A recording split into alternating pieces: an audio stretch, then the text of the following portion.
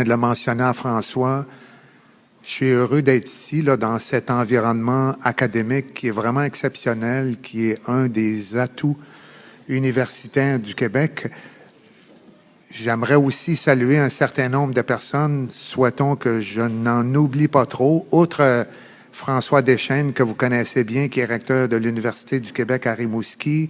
Il y a Mme Annie Saint-Laurent du bureau de mon collègue Harold Lebel. Il y a Simon Delille, qui est coordonnateur régional du MIFI. Il y a Pierre Bédard, qui est le DG du Collège de Matane. René Gingras, DG du Collège de Rivière-du-Loup. Et il y a Annie-France Pelletier, qui est au Collège de Rimouski. Et les représentants des médias, bien sûr, parce que vous êtes des bons promoteurs de ce que nous annonçons, qui est particulièrement bénéfique pour notre région ici. Vous le savez, on vit un contexte de pénurie de main-d'œuvre. C'est plus aigu dans un certain nombre de secteurs. On a aussi un intérêt profond pour attirer et retenir des étudiants internationaux dans la région et dans toutes les régions francophones du Québec. Et ce que j'annonce ce matin, c'est une exemption des frais de scolarité pour les étudiants internationaux qui vont venir étudier à temps complet à l'extérieur de la communauté métropolitaine de Montréal. Donc, ils n'auront plus à payer des frais de scolarité supplémentaires. Ils vont payer les mêmes frais que les étudiants québécois.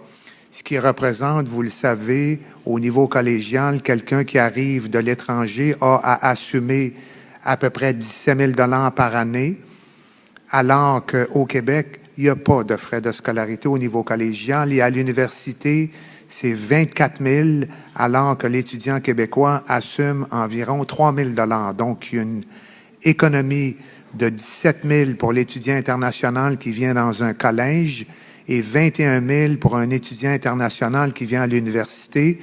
Dans le contexte de l'opération main-d'œuvre, vous savez, il y a un certain nombre de secteurs publics essentiels, tout ce qui s'articule autour de la santé, les infirmières, puis je sais que vous êtes très actifs dans les programmes de sciences infirmières ici à Rimouski. L'éducation, les enseignantes, les enseignants, tout ce qui concerne l'éducation à la petite enfance. Et il y a des secteurs privés qui sont véritablement névralgiques à l'économie du Québec. Pensons aux technologies de l'information et au génie notamment. Donc, dans la perspective de l'opération main-d'œuvre, les étudiants internationaux qui viennent étudier dans ces programmes-là pourront bénéficier de l'exemption que j'annonce aujourd'hui. Vous le savez, puis je veux donner quelques exemples pour être un peu plus pratique, là, mais il y a les techniques de soins infirmiers au cégep de Trois-Rivières, il y a la technologie de génie civil au cégep de Chicoutimi, maintenant Saguenay. Il y a le baccalauréat en enseignement secondaire, ici aussi, François, à l'Université du Québec à Rimouski. Il y a le génie électromécanique à l'Université du Québec en Abitibi-Témiscamingue. Il y a beaucoup de mesures, beaucoup de programmes qui vont être sur le site québec.ca.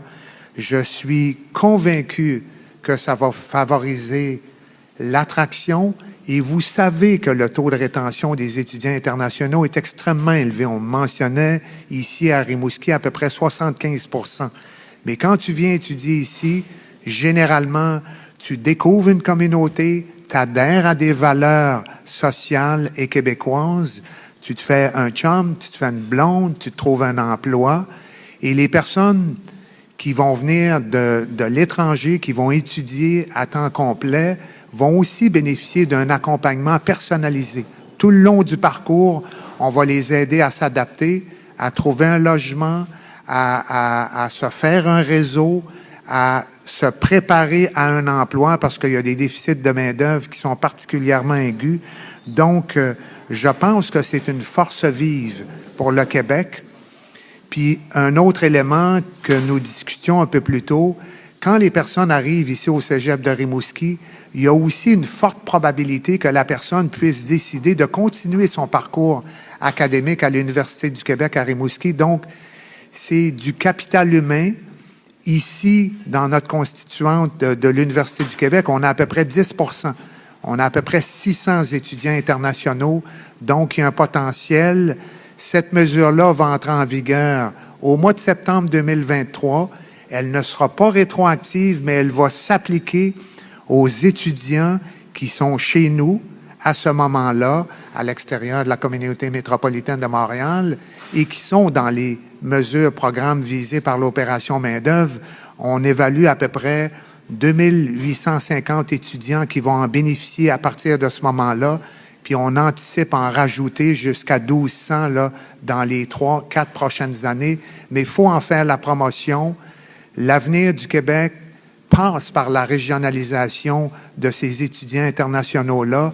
Il faut s'assurer de pouvoir en bénéficier totalement. Je pense que c'est la formule qui va nous permettre de gagner dans les régions, pour les étudiants, pour les entreprises, pour les partenaires qui sont impliqués dans l'écosystème social et économique du Québec. Alors voilà, merci, c'est l'annonce que je voulais faire et bien sûr souligner l'étroite collaboration de ma collègue à l'enseignement supérieur, Danielle McCann, qui va contribuer à la mise en application de ce que j'annonce ce matin. Alors, merci beaucoup de votre présence. Merci beaucoup, M. Boulay.